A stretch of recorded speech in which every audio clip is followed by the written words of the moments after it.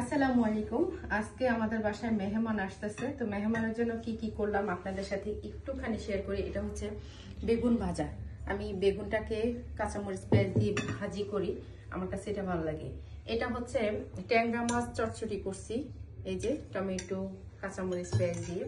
এটা হচ্ছে আপনার রুই মাছ, হ্যাঁ রুই মাছ ভাজি করছি কাঁচামরিচ পেঁয়াজ দিয়ে এভাবে, ঠিক আছে। আর এখানে হচ্ছে মাছ ধনিয়া পাতা কাঁচামরিচ দিয়ে ভর্তা করছি, তো এইটা। আর এখানে হচ্ছে যে এই যে ডিম, সিদ্ধ ডিম, এটা তো জানেন। আর এটা হচ্ছে শাক ভাজি, ঠিক আছে।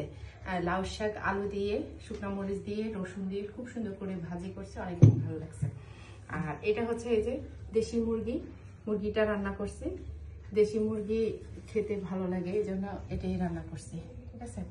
আর এখানে হচ্ছে লেবু আর শসা, আর আছে ভাত পোলাও, ঠিক আছে।